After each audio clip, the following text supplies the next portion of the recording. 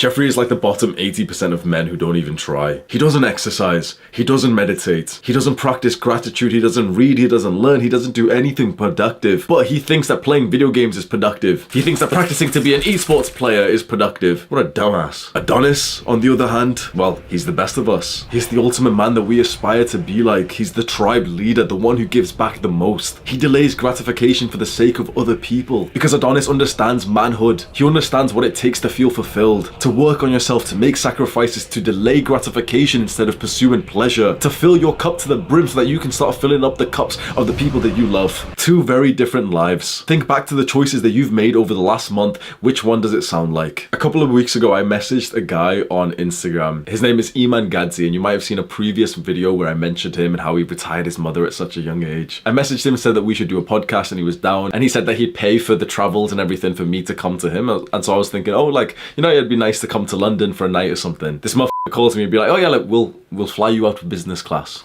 So he's in Dubai at the moment. Flied me out business class, nice and fancy trip. This was actually the first experience I've had of being surrounded by like wealth and like ultra successful young people. So it was a very eye-opening experience for me. And so I lived with Iman in his apartment for like 4 days. We slept in the same bed. Nah, he gave me a separate bed, but he slept in that one with me. And I got to see what kind of person he was, what his lifestyle was, and I think it's very interesting because we talk a lot on my channel in like the red pill self-improvement spaces of like getting into the certain percentage of men who are like very successful, attractive, confident. I would go as far to say that this right here is a 0.1% man. That isn't me like, you know, trying to suck his dick or anything. The truth is that 80% of men are total fucking losers. And in terms of his wealth, I believe he'd be like 0.0001% or something, especially for young people. But even in his physique, something that he doesn't necessarily show off, but this is a well-rounded man who built up like a fantastic physique. I'm bigger than him though. Shut up, Eva. And the life setup that he has, living in a fancy place that's very central in Dubai. He has like popping social circles. Motherfucker goes on trips with like supermodels and does almost like a mini Dan Bilzerian lifestyle. It's very interesting. He's like a successful, focused guy who does focused periods of monk mode for like 6 months and then also does like the partying. So he does the iconic work hard, play hard. And since I got to know him, I saw like a softer side to him where we're talking about childhood trauma and the reason why it does all this. And so much of his work and the sacrifices that he's made, the dedication that he put in revolved around just helping his mother because he saw her work minimum wage and being unemployed, sometimes being on benefits. And that to me is like a very ambitious, like beautiful goal to have. I do consider Iman as like a very well-rounded young man and also as my friend now. So I wanted to do almost like an autistic case study to kind of explain to you what I saw there. It's specifically in terms of things like sexual market value. And I think this is going to be beneficial to the ambitious guys who see this guy and think, yeah, I could probably accomplish the same things as him. So he made most of his money through a social media marketing agency and through like investments like crypto. And he is worth, I believe, around 10 million right now at the age of 22. When he was around 16 or 17, that's when he started making like 50 to 100k profit per month. And I believe now he makes like a few 100,000 profit per month from the business plus investments. So that already is like a huge level of income. And what it equals to in terms of sexual market value is the life setup that he gets to have from this. A YouTuber I really like, First Man, spoke about this where he said that just numbers in your bank account, they're not sexy. It doesn't mean anything to be a rich. There's lots of like rich guys who are just fucking disgusting. It doesn't matter what the numbers are in your bank account in terms of sexual market value, in terms of attracting women. What truly matters is how that money is used. Iman uses his money by living in like a very central, beautiful, like up-level place in Dubai. I remember when I went to the chauffeur service that he organized for me to get like a chauffeur ride, and they asked me which address I was going to. I told them the place that I was going to where he lives, and they actually looked like very almost stunned and impressed. I get into the chauffeur, like the taxi, tell the same guy, and he looks back at me impressed. That's the best place, that's one of the newest buildings. And I ended up telling a escort, it's a fucking long story, I ended up telling an escort where we were staying, and again, like I saw her eyes fucking light up. And no, I didn't fucking escort, bro. Relax. I think what I liked most about the level of wealth that he had was that he used it in very like sophisticated, like posh ways. Where, for example, he had like good whiskey and vodka always ready for us. He smoked cigars. He was getting like the, you know, the fancy wine, and he knew how to do like the wine tasting thing where the waiter will bring you the bottle and you have to nod and be like, yes, that is the bottle that I ordered. Then the waiter will pour like one sip into the glass, and you've got to do this bullshit of like swirl it, smell it, drink it, and be like, yes, it seems to be wine to me. And then on the second night that I was staying over in Dubai, and we end up going to a club with like, he knows like a bunch of people there. We walk in and he introduces me to like a couple of girls. They've got like table service. And he is the guy who like orders like the bottles, you know, like the champagne and stuff.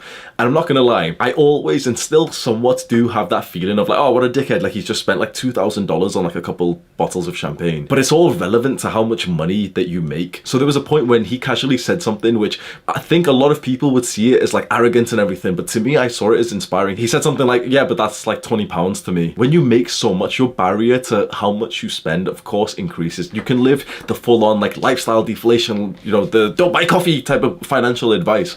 But the truth is, like, if you're a young guy and you've been financially free for fucking years and you're just railing in money, like, why wouldn't you fucking use? Like, I think it's easy for me and you right now to be sat here and be like, oh, but I wouldn't spend it on money like that. When you have every need checked off, when you've secured financial freedom years ago and your business and your investments are just making more and more and more and more, why not? And you know, it's not so much related to SMV, but I think one of the most beautiful things that Iman has done is that he's actually gave back. So he retired his mother, which is a beautiful story, but he's literally paid for schools to be built in like less fortunate countries. Do you know, I didn't even fucking like this guy. I'm gonna be completely honest. I told this to his face.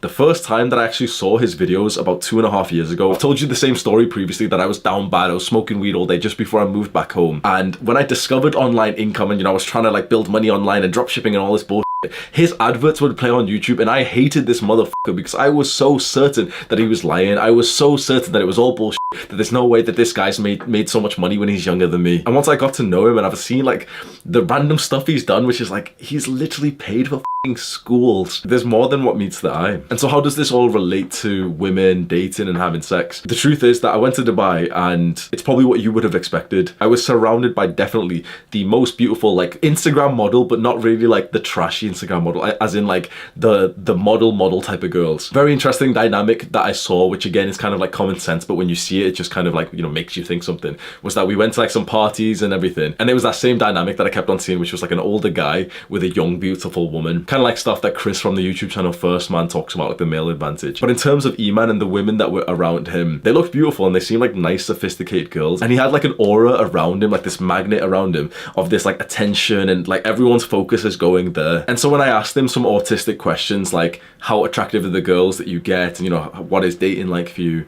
And he's showing me like some girls on like Instagram. I'm not gonna lie, like they were like fully like the fucking like 9s and 10s, like the real 9s and 10s. It was funny as he literally showed me that he's been with like the same girls that like famous rappers have been with. It's like showing me like that guy, like some famous rapper, like I won't say his name or anything just in case, but like famous rappers are following the same girl that he's been with. And I think one of the most important parts of all this was the level of confidence that he gained through these experiences. So there was a moment we were speaking about like hooking up and, you know, being a degenerate, and he was saying that he doesn't like the idea of chasing women and being in a club and, you know, going out.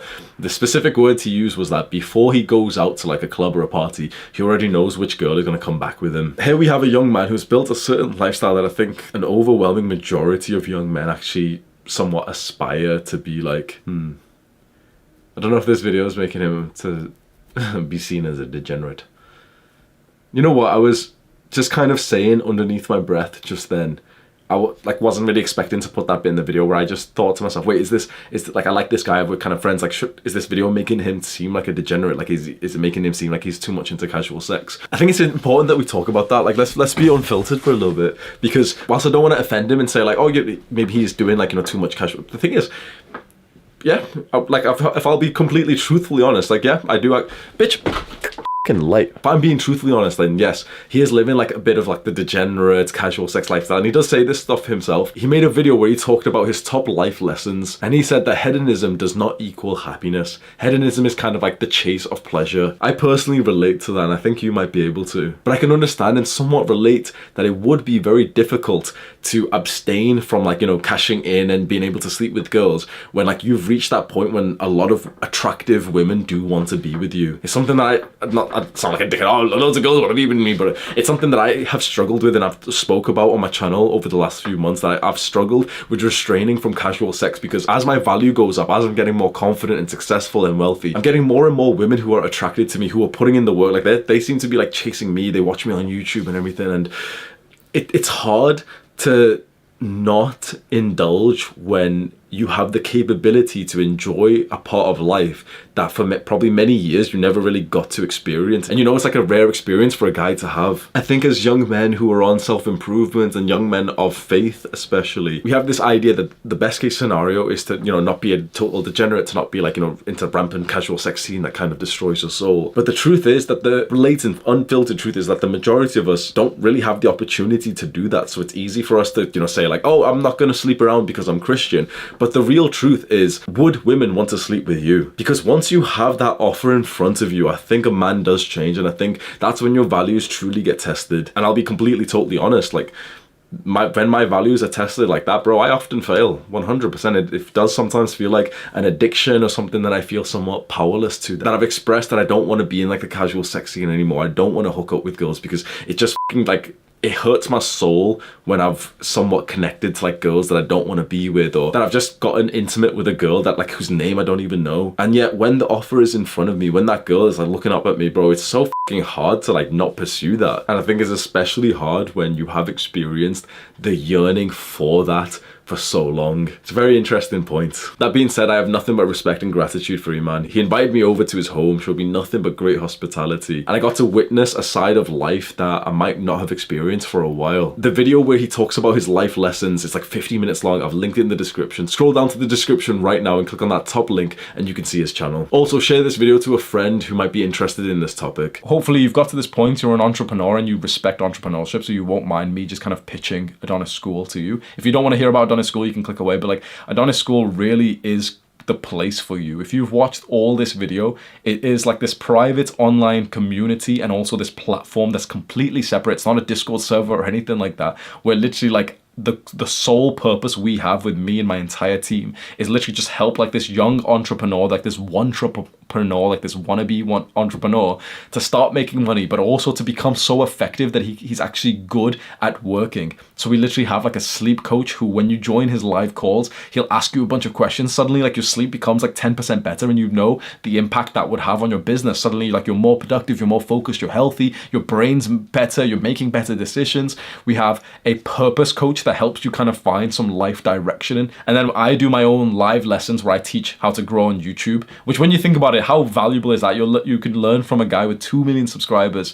And so I genuinely think Adonis School is like fantastic for young entrepreneurs. It's like such a beautiful community. It's just these guys who are coming together to, one, use self-improvement to become better entrepreneurs, and then two, to actually discuss the specific business models and get better on those. And we're seeing some good results. There's guys in there who have made their first like $1,000 already. There's a guy who's made 2.5K from affiliate marketing already. There's people who have already gained hundreds of subscribers on new YouTube channels. So it's really powerful.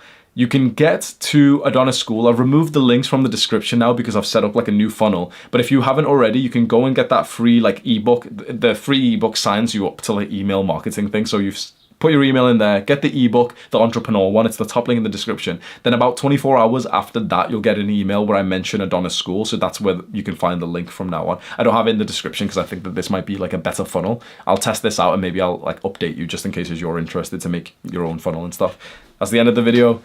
Hope you can appreciate it because my throat really hurts. If you have watched this far and you really appreciate this and you want to thank me for the help, the greatest thing you can do is click on the share button underneath this video, get the link, and just send this to like as many group chats or friends that you can, especially friends you know who are trying to become entrepreneurs, and you could tell them that you watched the entire thing, and you could tell them to maybe watch the entire thing. If you shared the video and we can just see like who has got the most people to watch it, that would be sick. Do the hard work, especially when you don't feel like it. Mwah!